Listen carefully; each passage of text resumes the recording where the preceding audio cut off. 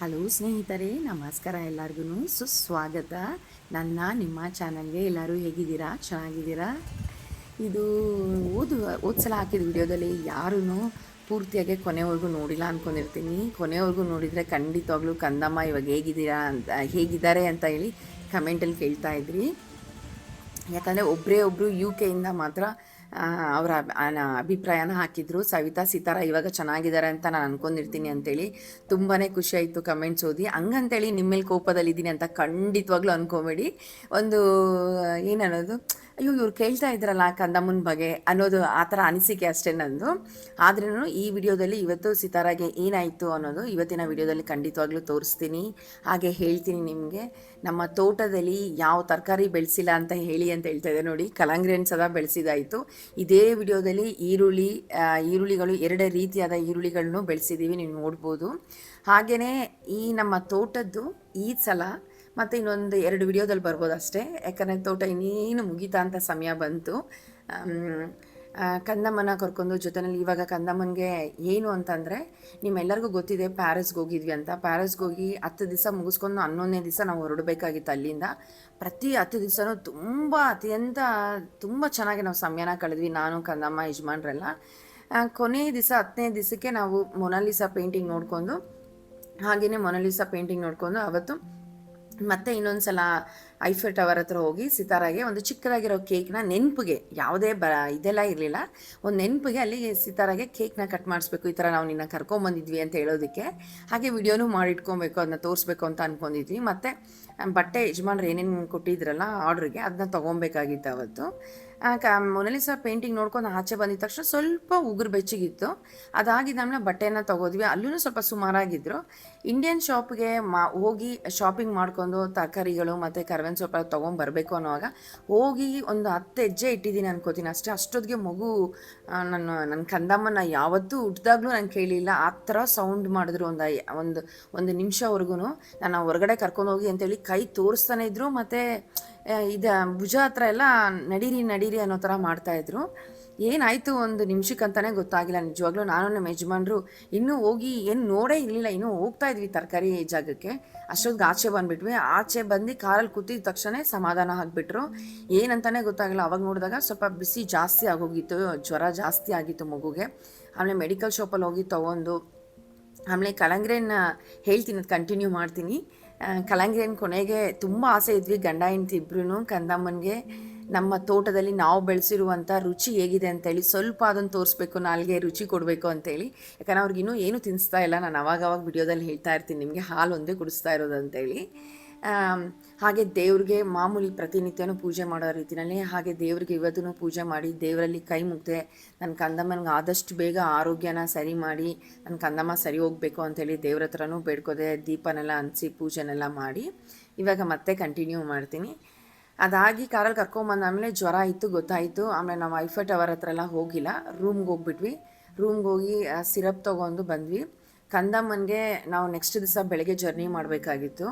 ಅಲ್ಲಿ 8 hour journey ಮತ್ತು central break. ಕಂದಮ್ಮನಿಗೆ 101 degree ಜ್ವರ ಬಂತು.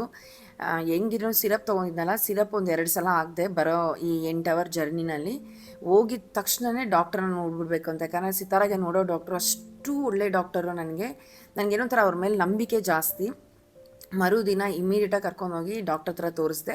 ಇವಾಗ ಇದೇನು ನೋಡಿಸ್ತಾ ಇದ್ದೀನಲ್ಲ, ಅವತ್ತು ಫಸ್ಟ್ ದಿವಸ ಬಂದಿದ್ದು ಜ್ವರ ಅಲ್ಲ ಇದು ಕೊನೆಗೆ ಹೋಗ್ತಾ ಕಡಿಮೆ ಹೇಗಾಯಿತು ಅನ್ನೋದು ಮಾತ್ರ ಇದ್ರಲ್ಲಿ ತೋರಿಸ್ತಾ ಇರೋದು ನಿಮಗೆ. 38 ಪಾಯಿಂಟ್ ಇರೋದು, 1 ಪಾಯಿಂಟ್ ಇರೋದನ್ನ. ಆಮೇಲೆ ಕಂದಮ್ಮನಿಗೆ ಡಾಕ್ಟರ್ ಹತ್ರ ಹೋಗಿ ತೋರಿಸಿದ ತಕ್ಷಣ ಇಲ್ಲಿ ಡಾಕ್ಟರ್ಸ್ಗಳು ಜ್ವರ ಇದೆ ಅಂತ ನೋಡಿದ ತಕ್ಷಣ ಎಲ್ಲ ಇದು ಮಾಡಲ್ಲ, ಬ್ಲಡ್ ಟೆಸ್ಟ್ ಫಸ್ಟ್ ಮಾಡ್ತಾರೆ. ಬ್ಲಡ್ ಟೆಸ್ಟ್ ಮಾಡಿದ ತಕ್ಷಣ ಡಾಕ್ಟರ್ ಹೇಳಿದ್ರು ಕಂದಮ್ಮನಿಗೆ ವೈರಲ್ ಫೀವರ್ ಬಂದಿದೆ ಅಂತೇಳಿ. ಮತ್ತು ಇನ್ನೊಂದು, ಕಂದಮ್ಮನಿಗೆ 101 ಡಿಗ್ರಿ ಜ್ವರ ಇದ್ರೂ ಆ್ಯಕ್ಟಿವಲ್ಲಿ ಇರ್ತಾಯಿದ್ರು, ತುಂಬ ಆ್ಯಕ್ಟಿವ್ ಆಗಿರ್ತಾಯಿದ್ರು. ಡಾಕ್ಟ್ರೇನ ಒಂದು ಮಾತಾಡಿಸಿದ್ರೆ ಅಥವಾ ಒಂದು ನಗಿಸಿದ್ರೆ ಒಂದೇನೋ ಮಾಡಿದ್ರೆ ಅದೇ ಥರ ಎಲ್ಲ ಸ್ಪಂದನೆ ಮಾಡ್ತಾಯಿದ್ರು. ಅದಕ್ಕೆ ಡಾಕ್ಟರು ಇವಾಗ ಕೊಡೋದು ಬೇಡ, ಸ್ವಲ್ಪ ಬಾಯಿ ಹತ್ರ ಎಲ್ಲ ಇದಾಗಿದೆ, ಗಾಯ ಥರ ಆಗಿದೆ, ಮತ್ತು ಜ್ವರನೂ ಇದೆ, ಬಟ್ ಆ್ಯಕ್ಟಿವ್ ಆಗಿದ್ದಾರೆ ಮಗು. ಆ್ಯಕ್ಟಿವ್ ಇರೋದ್ರಿಂದ ಯಾವುದೇ ಕಾರಣಕ್ಕೂ ಇಂಜೆಕ್ಷನ್ ಕೊಡೋದು ಬೇಡ, ಇವತ್ತು ಕರ್ಕೊಂಡೋಗಿ ಸಿರಪ್ ಕೊಟ್ಟಿರ್ತೀನಿ, ಏನೋ ತುಂಬ ಜಾಸ್ತಿ ಆಯಿತು ಅಂದರೆ ಮತ್ತೆ ಮರುದಿನ ಬನ್ನಿ ಅಂತ ಹೇಳಿದರು ನಮಗೆ. ಅವತ್ತು ರಾತ್ರಿ ಹೇಗೆ ನೋಡ್ಕೊಂಡಿದ್ದೀನಿ ಕಂದಮ್ಮನ ಅಂದರೆ, ಕಣ್ಣಲ್ಲಿ ಕಣ್ಣಿಟ್ಟು ನೋಡ್ಕೊಂಡಿದ್ದೀನಿ. ಕಂದಮ್ಮ ಹುಟ್ಟಿದಾಗಿಂದ ಅದೇ ರೀತಿಯಲ್ಲಿ ನೋಡ್ಕೋತಾ ಇದೆ. ಬಟ್ ಇವಾಗ ಸ್ವಲ್ಪ ಜಾಸ್ತಿ, ಯಾಕಂದರೆ ಹುಷಾರಿಲ್ವಲ್ಲ, ನೋಡ್ತಾ ಇದ್ದೀರಾ ನೋಡಿ ಇವಾಗ ಹುಷಾರಿಲ್ಲ, ಜ್ವರ ಇದೆ, ಆದ್ರೂ ಈ ಥರ ಇರ್ತಾರೆ. ಅವಾಗ ಯಾರೇ ನೋಡಿದ್ರೂ ಕಂದಮ್ಮನ್ನ ಹೇಳೋದಕ್ಕಾಗಲ್ಲ. ಅವ್ರು ಮನಗಿದ್ದಾಗ ಮಾತ್ರ ನೋಡಿ ಹೇಳ್ಬೋದು, ಓ ಜ್ವರ ಇದೆ ಮಗುಗೆ, ಹುಷಾರಿಲ್ಲ ಅಂತೇಳಿ. ಇದೇ ರೀತಿಯಲ್ಲಿ ಆ್ಯಕ್ಟಿವ್ ಆಗಿರ್ತಾರೆ. ಈ ವಿಡಿಯೋದಲ್ಲಿ ಕಂದಮ್ಮಂದು ಕೊನೆ ಸ್ವಲ್ಪ ಇನ್ನೇನು ಕೊನೆ ಆಗ್ತಾಯಿದೆ ವಿಡಿಯೋ ಅನ್ನೋವರೆಗೂ ಕಂದಮ್ಮನಿಗೆ ಜ್ವರ. ಈ ವೈರಲ್ ಫೀವರ್ ಸಿತಾರಾಗೆ 15 ದಿವಸವರೆಗೂ ಇತ್ತು.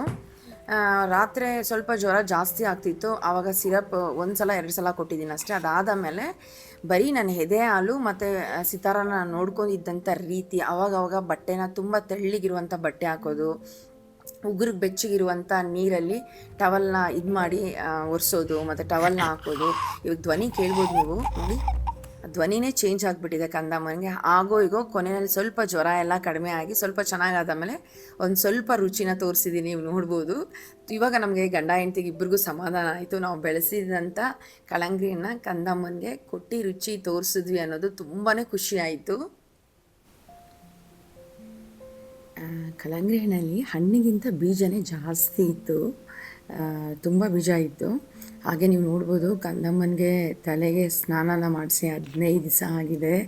ಯಾವ ಥರ ಎಲ್ಲ ಮೊದಲೇ ಗುಂಗುರಾಗಿರುತ್ತೆ, ಜಾಸ್ತಿ ಈ ಥರ ಆಗಿದೆ. ಇನ್ನೊಂದು ಚೂರು ಒಂದು ಸ್ವಲ್ಪ 1-2-3 ದಿವಸ ಬಿಟ್ಟಿದ್ದಾದಮೇಲೆ ತಲೆಗೆ ಎಣ್ಣೆ ಇಟ್ಟು ಸ್ನಾನ ಮಾಡಿಸ್ಬೇಕು.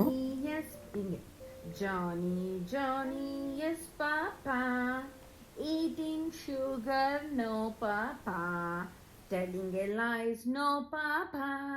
Open your mouth. Ha ha ha. Johnny, hello. Johnny, yes papa. Eating sugar, no papa. Telling a lies, no papa. Open your mouth.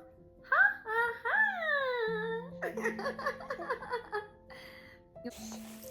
ಈ ರೀತಿಯಲ್ಲಿ ಸಿತಾರಮ್ಮ ಜೊತೆಯಲ್ಲಿ ಈ ಥರ ಸಮಯನ ಕಳೀತಾ ಇದ್ದೆ. ಮತ್ತು ಸ್ವಲ್ಪ ಆ್ಯಕ್ಟಿವಲ್ಲಿ ಇಡಿಸ್ತಾ ಇದ್ದೆ.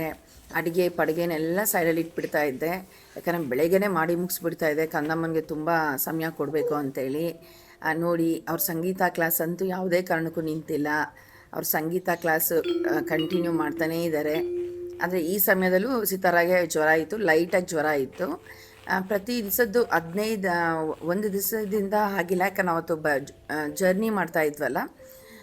2ನೇ ದಿವಸದಿಂದ ಜ್ವರ 15 ದಿವಸವರೆಗೂ ಹೇಗೆ ಕಡಿಮೆ ಆಯಿತು ಅನ್ನೋವರೆಗೂ ವಿಡಿಯೋನ ಎಲ್ಲ ವಿಡಿಯೋದಲ್ಲೂ ಸ್ವಲ್ಪ ಎತ್ತಿ ಕ್ಲಿಪ್ಪಿಂಗ್ ಹಾಕಿದ್ದೀನಿ. ಯಾಕಂದರೆ ಅದರಲ್ಲೆಲ್ಲ ಮೈಯೆಲ್ಲ ಒರೆಸೋದು, ಕಂದಮ್ಮನಿಗೆ ಸ್ವಲ್ಪ ತೆಳ್ಳಗಿರೋ ಬಟ್ಟೆ ಎಲ್ಲ ಹಾಕೋದು ಅದೆಲ್ಲ ಮಾಡ್ತಾಯಿದ್ದೆ. ಅದು ಕಂಟಿನ್ಯೂ ಅದೇ ಸೇಮ್ ನೋಡಿ, ನಿಮಗೆ ಬೇಜಾರಾಗುತ್ತೆ ಅಂತೇಳಿ ಸ್ವಲ್ಪ ಕಟ್ ಮಾಡಿ ಹಾಕಿದ್ದೀನಿ ಅಷ್ಟೇ. ಇವಾಗ ನೋಡ್ತಾ ಇದ್ದೀರಲ್ಲ ಕಂದಮ್ಮ ಮಾಡ್ತಾ ಇರೋ ಎಕ್ಸಸೈಸು. ಇದೇನು ಅಂದರೆ, ನಾವು ಡಂಬಲ್ಸ್ ತೊಗೊಂಡು ಅವ್ರ ಅಪ್ಪ ಆಗಲಿ ನಾನಾಗಲಿ ಎಕ್ಸಸೈಸ್ ಮಾಡ್ತೀನಲ್ಲ, ಅದನ್ನ ನೋಡಿಬಿಟ್ಟು ಇವಾಗ ಅವರು ಅದೇ ಥರ ಮಾಡ್ತಾರೆ ನೋಡಿ. ಅದು ಅವ್ರ ಡಂಬಲ್ಸ್ ನೋಡ್ಕೊಳ್ಳಿ. ಇವಾಗ ಈ ಕಡೆ ಕೈಗೆ ಚೇಂಜ್ ಮಾಡ್ತಾರೆ ನೋಡಿ, ಈ ಕಡೆ 5 ಆ ಕಡೆ 5, ಸೇಮ್ ನಾವು ಹೇಗೆ ಮಾಡ್ತೀವಿ ಡಂಬಲಲ್ಲಿ ಎಕ್ಸಸೈಸು ಅದೇ ಥರ ಮಾಡ್ತಾರೆ. ಏನಂದರೆ ಸ್ವಲ್ಪ ವ್ಯತ್ಯಾಸ ಇದ್ದೇ ಇದೆ. ಕಂದಮ್ಮಂದು ಜ್ವರ ಇದ್ದಿದ್ದಾಗ ಇನ್ನೂ ತುಂಬ ಜಾಸ್ತಿ ಆ್ಯಕ್ಟಿವ್ ಆಗಿದ್ದರು. ಆದರೆ ಒಂದೇನು ಅಂತಂದರೆ, ಕಂದಮ್ಮಂದು ಗೊತ್ತೇ ಆಗೋದಿಲ್ಲ ಜ್ವರ ಬಂದಿರೋದು. ಆ್ಯಕ್ಟಿವಲ್ಲಿ ಈ ಥರ ಇರ್ತಾರೆ ಕಂದಮ್ಮ. ಈ 15 ದಿವಸ ಇದೆ ಅಲ್ವಾ, ಹೇಗೆ ಇದಾಯಿತು ಅಂತಂದರೆ ಮರೆಯೋದಕ್ಕೆ ಆಗಲ್ಲ. ಈ 15 ದಿವಸ ಸಿತಾರ ಅವರು ಕಷ್ಟಪಟ್ಟಿದ್ದು ಜ್ವರದಿಂದ. 15 ದಿವಸ ಆದಮೇಲೆ ಎಲ್ಲ ಸರಿ ಹೋಯಿತು, ನಾರ್ಮಲಾಗಿ ಬಂದರು. ಈ ಸಿತಾರದ ಏನು ತೋರಿಸ್ತೀನಿ ಕೊನೆಯಲ್ಲಿ ವಿಡಿಯೋ ಅಲ್ವಾ, ಅಲ್ಲಿವರೆಗೂ ಜ್ವರ ಇದೆ. ನಾನು ನಿಮಗೆ ನೆಕ್ಸ್ಟ್ ತೋರಿಸ್ತೀನಿ ನೋಡಿ. ಈ ಥರ ಸಿತಾರ ಕಂದಮ್ಮ ಜ್ವರ ಇದ್ರೇನು ಈ ರೀತಿಯಲ್ಲಿ ಹಿಂಗಿರ್ತಾ ಇದ್ರು. ಸುಸ್ತಾದರೆ ನೋಡಿ, ಹಂಗೆ ಕೂತಿರ್ತಾರಲ್ಲ, ಹಾಗೆ ಇಮಿಡಿಯೇಟಾಗಿ ಬಂದ್ಕೊಂಡ್ಬಿಡ್ತಾರೆ ಕೆಳಗಡೆ. ಸ್ವಲ್ಪ ರೆಸ್ಟ್ ತೊಗೊಂಡು ಮತ್ತೆ ಅದೇ ಅವ್ರ ಕ್ಲಾಸಸ್ ಸ್ಟಾರ್ಟ್ ಮಾಡ್ಕೊಳೋದು, ಅವ್ರದ್ದು ಇದು ಮಾಡೋದು. ಈ ರೀತಿಯಲ್ಲಿ ನಮ್ಮ ಕಂದಮ್ಮ ನನಗೆ ತುಂಬಾ ಸಪೋರ್ಟಾಗೆ, ತುಂಬಾ ಇದಾಗೆ ಜೊತೆಯಲ್ಲಿ ಇದ್ದರು.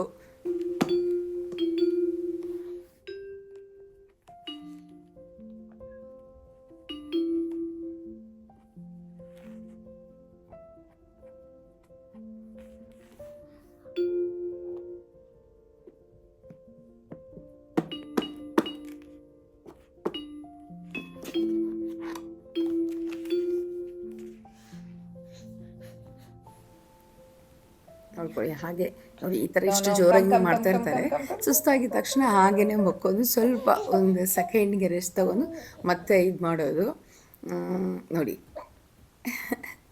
ಈ ರೀತಿಯಲ್ಲಿ ಕಂದಮ್ಮ ತುಂಬ 15 ದಿವಸ ಈ ಜ್ವರ, ವೈರಲ್ ಜ್ವರದಲ್ಲಿ ಈ ರೀತಿಯಲ್ಲಿ ನ್ಯಾಚುರಲ್ ವೇನಲ್ಲಿ ಎದೆ ಹಾಲು ಕುಡ್ಕೊಂಡು ಅಮ್ಮನ ಜೊತೆ ಸಮಯನ ಕಳ್ಕೊಂಡು ರೆಡಿ ಆಗಿಬಿಟ್ರು. ಕೊನೆಗೆ ರೆಡಿಯಾಗಿ ತೋರಿಸ್ತೀನಿ. ಬಟ್ ಇದರಲ್ಲೆಲ್ಲ ಜ್ವರ ಇದೆ, ಲೈಟ್ ಜ್ವರ ಇದೆ. ಲೈಟಾಗಿತ್ತು, ಜಾಸ್ತಿ ಇರಲಿಲ್ಲ, ಸ್ವಲ್ಪ ಲೈಟಾಗಿತ್ತು. ಸಂಜೆ ಆಗ್ತಾ ಆಗ್ತಾ ಸ್ವಲ್ಪ ಜಾಸ್ತಿ ಆಗ್ತಿತ್ತು ಅಷ್ಟೇ ಜ್ವರ. ಈ ರೀತಿಯಲ್ಲಿ ನಮ್ಮ ಕಂದಮ್ಮ ನಮ್ಮ ಜೊತೆಲಿ ನೋಡ್ಕೊಳ್ಳಿ. ಇವಾಗ ನೋಡಿ, ಇವಾಗ ಸುಸ್ತಾಗಿದೆ.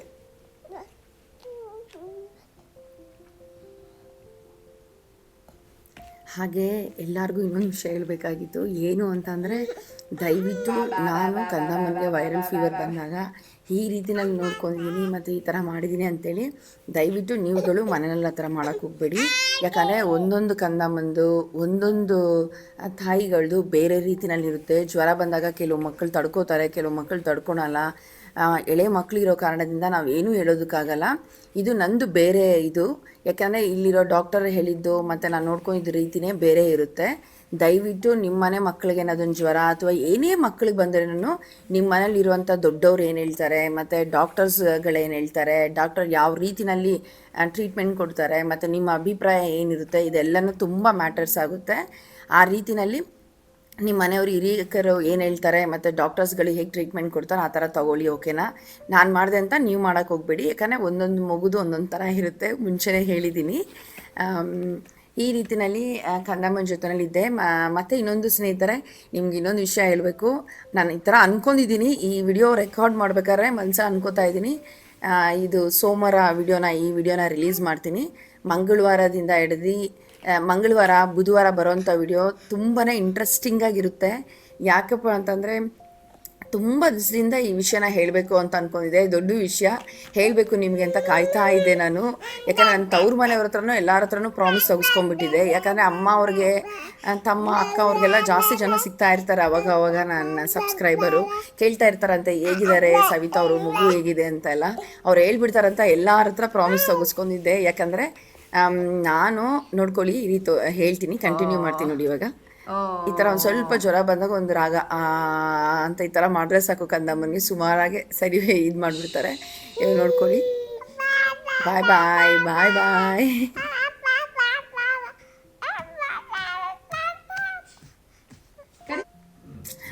ವಿಡಿಯೋದಲ್ಲಿ ನೋಡೋಕ್ಕೆ ಹೆಂಗೋ ಗೊತ್ತಿಲ್ಲ ನಿಮಗೆ, ಬಟ್ ಜೊತೆಯಲ್ಲಿದ್ದಾಗ ಎಲ್ಲ ಮನಸ್ಸಿಗೆ ತುಂಬಾ ಬೇಜಾರಾಗ್ತಿತ್ತು ಕಂದಮ್ಮನ್ನ ನೋಡಿ. ಯಾಕಂದರೆ ಜ್ವರ ಹೇಗೆ ತಡ್ಕೋತಾ ಇದ್ದಾರೋ ಏನೋ ಅಪ್ಪ, ಮನಸ್ಸೊಳಗಡೆ ಅದು ಇದೇ ಆಗಿರ್ತಿತ್ತು. ಹೇಳ್ತಾ ಇದ್ನಲ್ಲ, ಮಂಗಳವಾರ ಬುಧವಾರ ವಿಡಿಯೋ ಹಾಕ್ತೀನಿ ಅಂತೇಳಿ. ಯಾವಾಗ ನಿಮ್ಮೆಲ್ಲ ನಮ್ಮ ಮನೆಯವರ ಎಲ್ಲರಿಗೂ ಪ್ರಾಮಿಸ್ ಮಾಡಿಸ್ಕೊಂಡ್ಬಿಟ್ಟಿದೆ, ಯಾರ ಹತ್ರನೂ ಹೇಳಬಾರ್ದು, ನಾನು ಯೂಟ್ಯೂಬಲ್ಲಿ ಹೇಳೋವರೆಗೂ ನೀವು ಯಾರ ಹತ್ರನೂ ಹೇಳಬಾರ್ದು ಅಂತ ಹೇಳಿದ್ದೆ. ಅದು ವಿಷಯನ ನಿಮ್ಗೆ ಇವಾಗಲೇ ಹೇಳ್ಬಿಡಲ್ಲ, ಖಂಡಿತವಾಗ್ಲೂ ವಿಡಿಯೋನ ನೋಡಿ. ಇದು ನನಗೆ ದೊಡ್ಡ ವಿಷಯ ಅನಿಸುತ್ತೆ ನಿಮ್ಮ ಹತ್ರ ಹೇಳಬೇಕು ಅನ್ನೋದು. ಆದರೆ ಒಬ್ರೊಬ್ರು ಒಂದೊಂದು ಥರ ಇರುತ್ತಲ್ಲ, ಒಬ್ರೊಬ್ರದ್ದು ಅನಿಸಿಕೆ. ವಿಡಿಯೋ ನೋಡಿದಾದ್ಮೇಲೆ ನಿಮ್ಗೆ ಅದು ದೊಡ್ಡ ವಿಷಯ ಇಲ್ಲದೆ ಇರ್ಬೋದು. ಆದರೆ ನನಗೆ ಈ ವಿಚಾರನ ನಿಮ್ಗೆ ಹೇಳಬೇಕು ಅನ್ನೋದು ಅದು ನನಗೆ ಅತ್ಯಂತ ದೊಡ್ಡ ವಿಚಾರ ಇತ್ತು. ಯಾಕಂದರೆ ಇದುವರೆಗೂ ನನ್ನ ಕುಟುಂಬದವ್ರು ಬಿಟ್ಟರೆ, ನನಗೆ ಬಿಟ್ಟರೆ ಯಾರಿಗೂ ಹೇಳೋದಕ್ಕೆ ಬಿಟ್ಟಿಲ್ಲ. ಎಲ್ಲರ ಹತ್ರ ಪ್ರಾಮಿಸ್ ತೆಗೆಸ್ಕೊಂಡ್ಬಿಟ್ಟಿದ್ದೀನಿ. ನಾನಾಗಿ ನನ್ನ ಯೂಟ್ಯೂಬಲ್ಲಿ ಪ್ರತಿಯೊಬ್ಬರಿಗೂ ಹೇಳೋವರೆಗೂ ಯಾರಿಗೂ ಗೊತ್ತಾಗಬಾರ್ದು, ಪ್ರತಿಯೊಬ್ಬರು ಸರಿಸಮವಾಗಿ ನಾನು ನೋಡ್ಕೊಬೇಕು, ನನಗೆ ಅಷ್ಟು ಪ್ರೀತಿ ಕೊಡ್ತಾರೆ ಪ್ರತಿಯೊಬ್ಬರೂ ಅಂತ ಹೇಳಿದ್ದೆ. ಎಲ್ಲೂ ಯಾರೂ ಬಾಯ್ಬಿಟ್ಟಿಲ್ಲ. ಮಂಗಳವಾರ ಮತ್ತು ಬುಧವಾರ ಹಾಕಬೇಕು ಅಂತ ಅಂದ್ಕೊಂಡಿದ್ದೀನಿ. ಆದಷ್ಟು ಪ್ರಯತ್ನ ಪಡ್ತೀನಿ ವಿಡಿಯೋ ಹಾಕೋದಕ್ಕೆ. ನೋಡಿ, ಆ ವಿಡಿಯೋ ನೀವು ಮಂಗಳವಾರ ಬುಧವಾರ ನೋಡಿದಾದ್ಮೇಲೆ ನನ್ನ ಮನಸ್ಸಿಗೆ ಎಷ್ಟೋ ಸಮಾಧಾನ ಆಗುತ್ತೆ. ಮಂಗಳವಾರ ಅದು ಏನು ಕತೆ, ಏನಕ್ಕೆ ಹೋಗ್ತಾ ಇದ್ದೀನಿ ಅಂತ ಗೊತ್ತಾಗುತ್ತೆ ನಿಮಗೆ. ಬುಧವಾರ ವಿಡಿಯೋದಲ್ಲಿ ಏನಾಯಿತು ಅನ್ನೋದು ನೀವು ನೋಡ್ತೀರಾ. ನಾನು ಬುಧವಾರ ದಿನಕ್ಕೆ ನಾಳೆ ಇದಕ್ಕೆ ಕಾಯ್ತಾ ಇದ್ದೀನಿ. ಮತ್ತು ವಿಡಿಯೋ ಹಾಕ್ತೀನಿ ಅಂತ ನನ್ನ ನಂಬಿಕೆ ಇದೆ. ನೋಡೋಣ ಏನಾಗುತ್ತೆ ಅಂತೇಳಿ. ಇವಾಗ ನೀವು ನೋಡ್ಬೋದು ನೋಡಿ, ಸಂಜೆ ಆಯ್ತಲ್ವಾ. ಸಂಜೆ ಆದರೆ ಈ ಥರ ತುಂಬಾ ಟಯರ್ಡಾಗಿ ನಿದ್ರೆ ಮಾಡಿಬಿಡ್ತಾರೆ. ಆಮೇಲೆ ಇದ್ದಾಮೇಲೆ ಸ್ವಲ್ಪ ಸ್ವಲ್ಪ ಸರಿ ಮಾಡ್ಕೋತಾರೆ.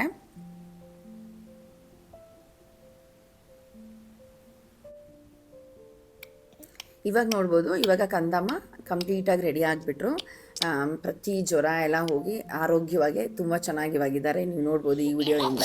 ಹಾಗೆ ನನ್ನ ತಂದೆಗೆ, ನಮ್ಮ ಅಜ್ಜಿಗೆ ಎಡೆ ಇಡಬೇಕು ಊಟದ್ದು.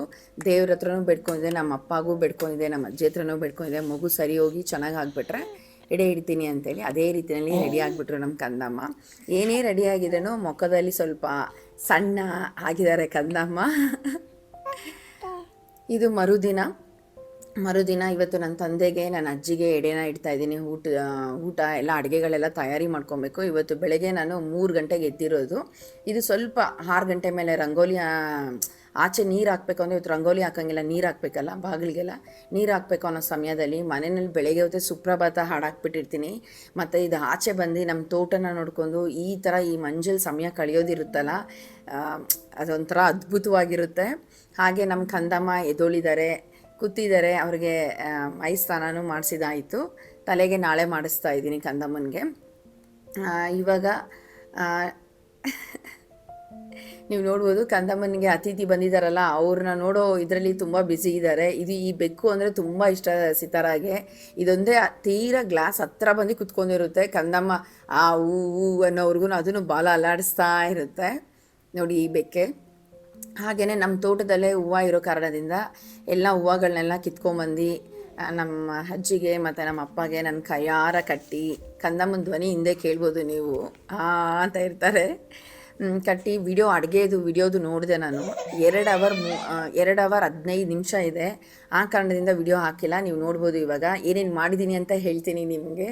ಯಾಕಂದರೆ ವಿಡಿಯೋ ತುಂಬ ದೊಡ್ಡದಾಗ್ಬಿಡುತ್ತೆ. ಅದೆಲ್ಲ ಹಾಕಾರೆ ಒಬ್ಬಟ್ಟು, ಪುರಿ, ಚಟ್ನಿ, ಪಾಯಸ, 2-3 ಥರದ ತರಕಾರಿಗಳಾಕಿ ಪಲ್ಯ, ಆಮೇಲೆ ಹಸಿರುಕಾಳು ಪಲ್ಯ, ಆಲೂಗೆಡ್ಡೆ ಪಲ್ಯ, ಆಮೇಲೆ ಬೋಟಿಗಳು, ಉದ್ದಿನ ವಡೆ, ಹಾಗೆ ಕಡಲೆಬೇಳೆದು ವಡೆ, 2-3 ಥರದ ಚೋಚು, ಕೋಸಂಬರಿ, ಆಮೇಲೆ ಸೌತೆಕಾಯಿ, ಹಣ್ಣುಗಳು, ಈ ಥರ ಇದೆಲ್ಲ. ಈ ಕಡೆ ಇನ್ನೂ ನೋಡೋದಾದರೆ ಚಟ್ನಿ, ನಮ್ಮ ಅಪ್ಪಗೆ 2 ಥರದ ಚಟ್ನಿ ಅಂದರೆ ತುಂಬ ಇಷ್ಟ. ಈ ಹುಳ್ಳಿಕಾಳು ಚಟ್ನಿ ಅದೆಲ್ಲ ಅಂದರೆ ಹುಳ್ಳಿಕಾಳು ಚಟ್ನಿನೂ ಮಾಡಿದ್ದೀನಿ, ಉಪ್ಪಿನಕಾಯಿ, ಈ ರೀತಿಯಲ್ಲಿ ಎಲ್ಲ ಮಾಡಿದೆ. ಸಾಂಬಾರು ಹಾಕೋದು, ತುಪ್ಪ ಹಾಕಿದ್ದೀನಿ, ಸಾಂಬಾರು ಹಾಕೋದು ಮರ್ತೋಗಿದೆ ಕೊನೆಯಲ್ಲಿ. ಆಮೇಲೆ ಮತ್ತೆ ಇನ್ನೊಂದು ಸಲ ಸಾಂಬಾರನ್ನ ಹಾಕಿ ಪೂಜೆನ ಮಾಡಿದಾಯಿತು. ಒಬ್ಬಟ್ಟು, ಬೇಳೆ ಒಬ್ಬಟ್ಟು, ಚಕ್ಲಿಗಳನ್ನೂ ಮಾಡಿದ್ದೀನಿ. ಈ ರೀತಿನಲ್ಲೆಲ್ಲ ಮಾಡಿ ದೇವರಿಗೆ ನಾವು 3 ಜನ ಕೈ ಮುಗ್ದಿದ್ದಾಯಿತು. ನಮ್ಮ ದೇವ್ರ ಮನೆಗೂ ಕೈ ಮುಗ್ದಿದ್ದಾಯಿತು, ನಮ್ಮ ತಂದೆ ನಮ್ಮ ಅಜ್ಜಿಗೂ ಆಯಿತು. ಇದು ಏನು ನೀವು ನೋಡ್ತಾ ಇದ್ದೀರಲ್ಲ, ಕಂದಮ್ಮ ರೆಡಿ ಆಗಲಿ ಅಂತ ಕಾಯ್ತಾ ಇದ್ವಿ. ರೆಡಿ ಆಗಿದ್ದಾಮೇಲೆ ಮತ್ತೆ ಕಂದಮ್ಮನ ಕರ್ಕೊಂಡು ಸೂಟ್ ಸಪ್ಲೈಗೆ ಬಂದಿದ್ದೀವಿ. ನೀವು ನೋಡ್ಬೋದು. ಇಲ್ಲಿ ನಮ್ಮ ಯಜಮಾನ್ರಿಗೆ ಬಟ್ಟೆಗಳನ್ನ ಆರ್ಡ್ರ್ ಮಾಡಬೇಕಾಗಿತ್ತು. ಯಾಕಂದರೆ ಅವರು ಕಂಪನಿಗೆ ಹೋಗ್ಬೇಕಾದ್ರೆ ಬರೀ ಸೂಟ್ಗಳೇ ಹಾಕ್ಕೊಂಡು ಹೋಗೋದು, ಪ್ರತಿನಿತ್ಯನೂ ಅಷ್ಟೇ ಅವರು. ಆ ಕಾರಣದಿಂದ ಏನಕ್ಕೆ ಇದೆಲ್ಲ ಅಂತ ನಿಮಗೆ ಮುಂದೆ ಬರೋವಂಥ ವಿಡಿಯೋಗಳಲ್ಲಿ ಗೊತ್ತಾಗುತ್ತೆ. ಬಂದಿದ್ದೀವಿ. ಯಾಕಂದರೆ ಯಾವಾಗಲೂ ನಾನೇ ನಮ್ಮ ಯಜಮಾನ್ರಿಗೆ ಇದನ್ನು ಸೆಲೆಕ್ಟ್ ಮಾಡೋದು, ಬಟ್ಟೆಗಳನ್ನಾಗಿರ್ಬೋದು, ಫ್ಯಾಬ್ರಿಕ್ ಇರ್ಬೋದು, ಅಥವಾ ಯಾವ ಫ್ಯಾಬ್ರಿಕ್ಗೆ ಏನು ಬಟನ್ಸ್ ಪ್ರತಿಯೊಂದು ನಾನೇ ಸೆಲೆಕ್ಟ್ ಮಾಡೋದು. ನಾನು ನನ್ನ ಮಗಳಿಬ್ಬರು ಬಂದುಬಿಟ್ಟಿದ್ದೀವಿ. ನೀವು ನೋಡ್ಬೋದು. ಇವಾಗ ಎಷ್ಟು ಜೊತೆ ಬೇಕೋ ಅಷ್ಟು ಜೊತೆನೂ ಆರ್ಡ್ರ್ ಮಾಡ್ತಾಯಿದ್ದೀವಿ. ಎಲ್ಲ ಬಟನ್ಸು, ಫ್ಯಾಬ್ರಿಕ್ಸ್ ಎಲ್ಲ ಸೆಲೆಕ್ಟ್ ಮಾಡ್ತಾಯಿದ್ದೀವಿ. ಸೊ ನೋಡಿ ಕಂದಮ್ಮ ಇವಾಗ ಸ್ವಲ್ಪ ಮನಸ್ಸಿಗೆ ಸಮಾಧಾನ, ಖುಷಿ ಆಗ್ತಾ ಇದೆ ನನಗೆ. ಇಲ್ಲಿ ಈ ಥರ ಆಚೆ ಬಂದು ಸೂಟನ್ನೆಲ್ಲ ಏನೇನು ಆರ್ಡ್ರ್ ಮಾಡಬೇಕು ಅದನ್ನೆಲ್ಲ ಆರ್ಡ್ರ್ ಮಾಡಿ ಅವ್ರಿಗೆಲ್ಲ ಹೇಳಿ ಇವಾಗ ಯಜಮಾನ್ರು ಹೋಗಿದ್ದಾರೆ ಬಿಲ್ಲೆಲ್ಲ ಹಾಕ್ಸೋದಕ್ಕೆ. ಈ ಥರ ಆಯಿತು ಸ್ನೇಹಿತರೆ ನಮ್ಮ ಜರ್ನಿ, ನಂದು, ನನ್ನ ಕಂದಮ್ಮಂದು, ನಮ್ಮ ಯಜಮಾನ್ರದ್ದು. ಕಂದಮ್ಮಂಗೆ ಜ್ವರ ಬಂದಾಗ ಈ ಫೋಟೋದಲ್ಲಿ ನೋಡಿದಾಗ ನಿಮ್ಗೆ ಗೊತ್ತಾಗುತ್ತೆ ಎಷ್ಟು ಸಣ್ಣ ಆಗಿದ್ದಾರೆ ಅಂತ. ಈ ವಿಡಿಯೋನ ಇಲ್ಲಿಗೆ ಇವತ್ತು ಕೊನೆ ಮಾಡ್ತೀನಿ ಸ್ನೇಹಿತರೆ. ಮತ್ತು ಇನ್ನೊಂದು ವಿಡಿಯೋ ಜೊತೆಲಿ ಆದಷ್ಟು ಬೇಗ ಬರ್ತೀನಿ. ವಿಡಿಯೋ ಅಂತೂ ಇನ್ನು ಮುಂದಕ್ಕೆ ಬರುವಂಥ ವಿಡಿಯೋ ಅಂತೂ ತುಂಬ ಇಂಟ್ರೆಸ್ಟಿಂಗ್ ಆಗಿರುತ್ತೆ. ದಯವಿಟ್ಟು ನಿಮ್ಮ ಅನಿಸಿಕೆ ಅಭಿಪ್ರಾಯನ ಕಮೆಂಟ್ಸಲ್ಲಿ ತಿಳಿಸೋದನ್ನ ಮರಿಬೇಡಿ. ನೀವು ಇನ್ನೂ ಸಬ್ಸ್ಕ್ರೈಬ್ ಆಗಿಲ್ಲ ಅಂದರೆ ಆದಷ್ಟು ಬೇಗ ಸಬ್ಸ್ಕ್ರೈಬ್ ಮಾಡಿ. ಅಲ್ಲಿವರೆಗೂ ನಿಮ್ಮನೆ ಹುಡುಗಿ ಮಾಡುವ ಪ್ರೀತಿಯ ನಮಸ್ಕಾರಗಳು ಸ್ನೇಹಿತರೆ. ಆದಷ್ಟು ಬೇಗ ಬರ್ತೀನಿ.